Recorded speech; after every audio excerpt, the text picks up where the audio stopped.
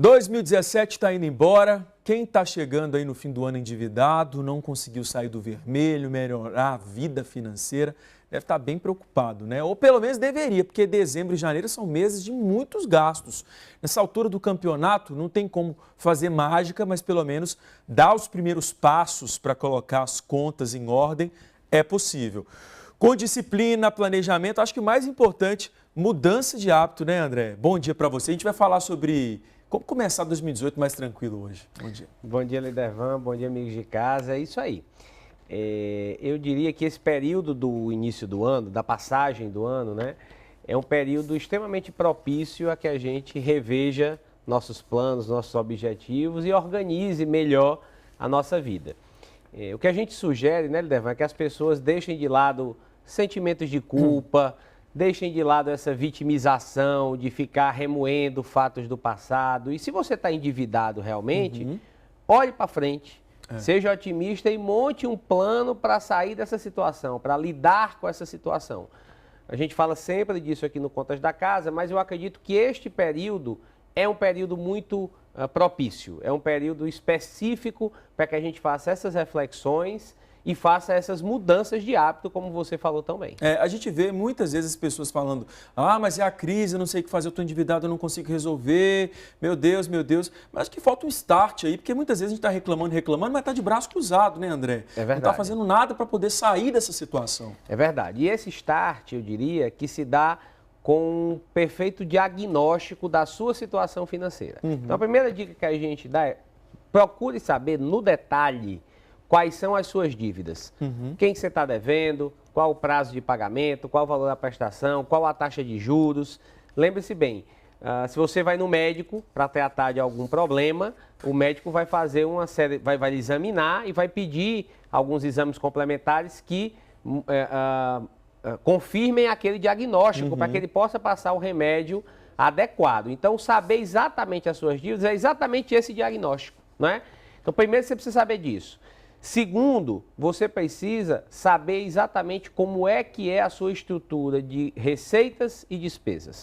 Como é que você ganha, se você está pagando imposto de mais, se você está pagando imposto de menos, e como é que são suas despesas, se o seu padrão de vida está condizente com as suas receitas e principalmente com uma geração de caixa maior para que você possa pagar essas dívidas, né? Porque se você entrou nessa situação de endividamento, a não ser que tenha sido por uma questão momentânea, às vezes um problema de saúde, um desemprego, algo imprevisto, não é?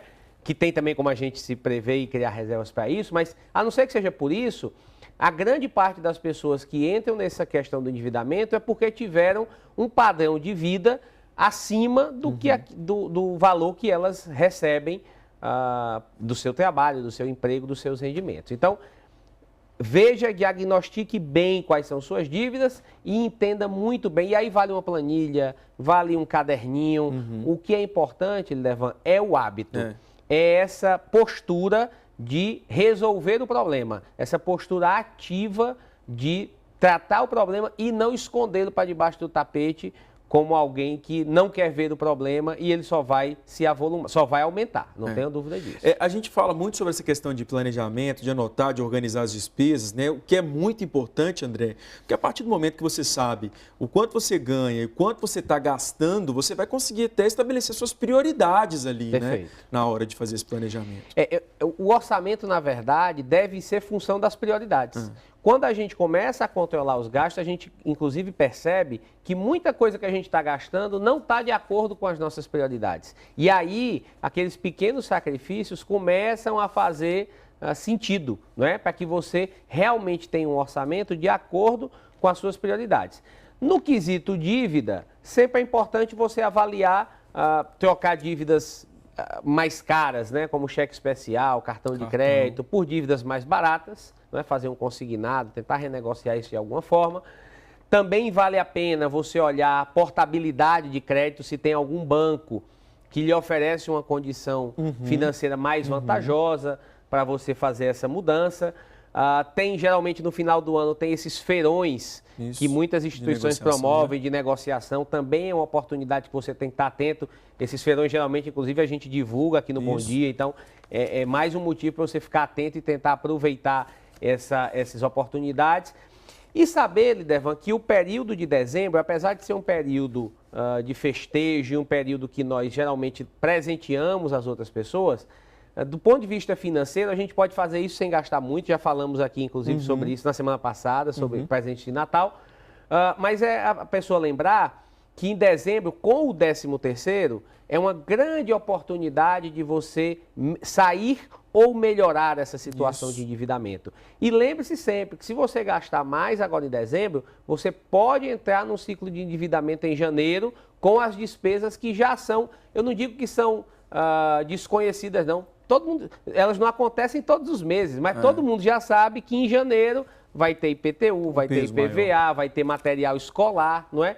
Vai haver todas essas despesas que nos meses normais não ocorrem. Portanto, é importante que, se você não tem uma reserva para isso, que você use parte ou todo o seu 13º para constituir essa reserva e não ficar endividado lá em janeiro. André, quando você falou aí de empréstimo, né, consignado, às vezes a pessoa pode pensar assim, mas eu já estou endividado, eu já estou devendo, então eu vou fazer empréstimo e tal, mas a ideia é justamente trocar, como você falou, as dívidas maiores, as despesas maiores, porque às vezes você faz um empréstimo ali com uma taxa boa, você não tem outra saída, a situação já tá naquele limite, mas você vai pagar prestações muito mais baixas do que até uma fatura de cartão que você não está conseguindo pagar nem o mínimo, né? Que é uma situação complicada e aquela despesa não vai sumir, pelo contrário, ela só vai aumentar.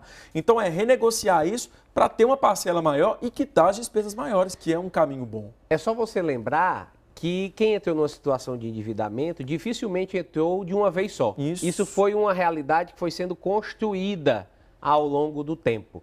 Da mesma forma que isso foi construído ao longo do tempo, você não consegue sair disso de uma vez só, não. Não é? É inclusive uma ilusão que muitas pessoas têm, é achar que quando renegociar as dívidas, que vão conseguir pagar a prestação e geralmente colocam uma prestação maior do que o que elas conseguem. Ora, se as pessoas às vezes não conseguiram manter as suas contas em dia e foram levadas ao endividamento, quem dirá ter um excedente para pagar essa dívida. Então, muito cuidado, seja bastante realista e monte um plano para sair dessa situação de endividamento. Sabendo que não é num dia, é um plano bem organizado. Quem está com a situação mais complicada é entender que esse Natal vai ser um pouco mais enxuto, mais paciência. O ano que vem as coisas podem melhorar se fizer esse comportamento agora, né, André? Quem sabe é uma grande oportunidade de exercitar mais a fraternidade. Isso, aquilo que a gente falou semana passada. Obrigado pelas suas dicas, viu? Até semana que vem. Até quarta que vem. Um abraço.